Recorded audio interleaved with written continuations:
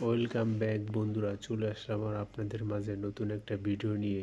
আজকে আমি দেখাবো বিপন রাইস কিভাবে বানানো হয়। এর জন্য আমি এখানে নিয়েছি গরু একটা টেন্ডারলয়, প্রায় 1.5 কেজি সাইজের এক পিস টেন্ডারলয় আমি এখানে নিয়েছি।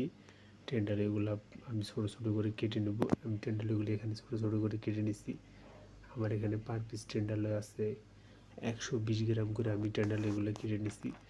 টেন্ডারলয়গুলো কেটে নেওয়ার পর আমি এখানে মিশিং দিব। মিশিং যতক্ষণ পর্যন্ত আমার টেন্ডারগুলো নরম না হবে ততক্ষণ পর্যন্ত আমি মিশিং দিয়ে সুন্দর মতো টেন্ডারগুলো নরম করার চেষ্টা করব। আমি টেন্ডারগুলো প্রথম উপর সাইডটা আমি মিশিং দিয়ে সুন্দর মতো দিছি। দেখেন আমি এখন সেকেন্ড পার্ট আবার টেন্ডারগুলো উল্টে নিলাম। উল্টে ঠিক সেমভাবে আমি মিশিং দিয়ে দেবো যতক্ষণ আমার টেন্ডার নরম না হয়। সো আমার টেন্ডারগুলো নরম হয়ে গেছে। তো আমি এখানে সল্ট পেপার এবং ময়দা দিছি। ময়দা দেওয়ার পরে ফ্রাই প্যানে তেল দিয়া বাটার দিয়া সুন্দর মতো ভাজতেছি। আমি এখানে টেন্ডারটা ভাজবো মিডিয়াম। সো মিডিয়াম আমি তেরিকি সস দেবো। দেখেন আমি টেন্ডারটা মোটামুটি আমার হয়ে গেছে।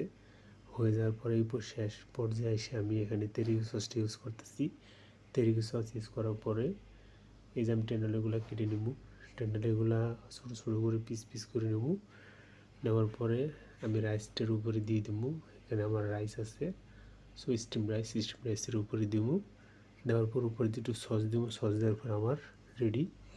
দেখেন কেমন হইলো ভাই। ভিডিওটা অবশ্যই কমেন্ট করবেন। কীরকম ভিডিও চান অবশ্যই কমেন্ট করবেন। ভিডিওটা যদি ভালো লাগে লাইক কমেন্ট, চ্যানেলটা সাবস্ক্রাইব করবেন এবং আমাদের সঙ্গে থাকবেন। খোদা হাফেজ।